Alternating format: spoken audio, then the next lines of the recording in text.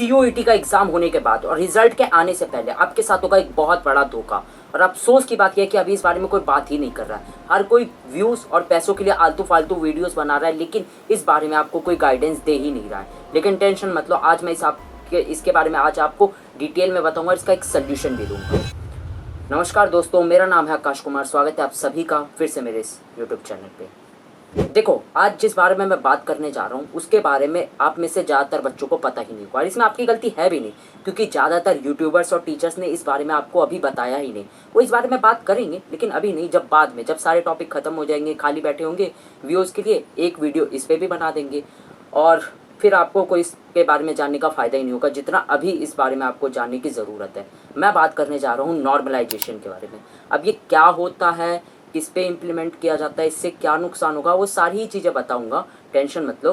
तो चलो शुरुआत करते हैं। सबसे पहला नॉर्मलाइजेशन, जैसे कि इसके शब्द में ही लिखा है कि नॉर्मल लेवल पे लाना।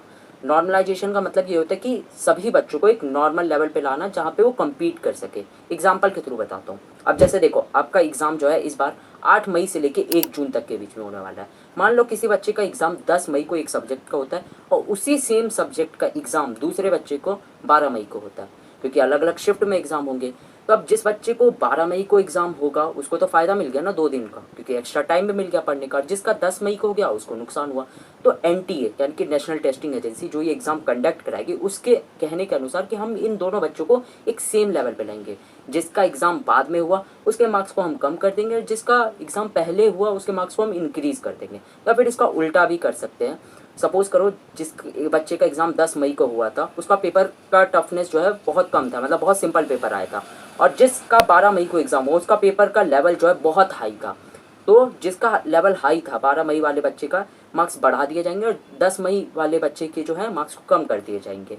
और वो कहता है एनटीए के कहने के अनुसार कि इसके अकॉर्डिंग हम इक्वालिटी लाते हैं और सभी बच्चों को एक सेम लेवल पे लाते हैं। लेकिन दोस्तों, अफसोस की बात यह है कि ये किस तरीके से नॉर्मलाइजेशन किया जाता है, इसका प्रोसेस क्या है, किसी को नहीं पता। वो बस 2-3 क्राइटेरिया बता देता है कि हम पेपर का बीच में गैप कितना था, किसको कितना टाइम मिला एक्स्ट्रा, या फिर पेपर का लेवल क्या था, उसके बेसिस पे हम नॉर्मलाइजेशन करते हैं। लेकिन कैसे करते हैं ये किसी को नहीं पता, और ये पब्लिक डोमेन में आता ही नहीं है। और ये सबसे बड़ी प्रॉब्लम है। ये चीज़ मेरे बैच के भी साथ हुआ था, यानी 2023 में कई हज़ारों बच्चों के मार्क्स बहुत कम भी हुए और कुछ बच्चों के इंक्रीज़ भी हुए। इससे फ़ायदा भी हो सकता है, नुकसान भी हो सकता है। ये टोटली आपकी किस्मत पर डिपेंड करता है। लेकिन अच्छी बात ये थी कि ये पिछले साल नहीं हुआ था, क्योंकि पिछले साल जो ओएमआर शीट पे यानी कि रिटर्न में एग्जाम हुआ था तो ये नहीं हुआ था। लेकिन जब जब कंप्यूटर पे एग्जाम होता है, सीबीटी मोड में, अलग अलग शिफ्ट में एग्जाम होता है, तो नॉर्मलाइजेशन बहुत बड़े लेवल पे होता है और हाई चांसेस है कि इस बार भी नॉर्मलाइजेशन होगा।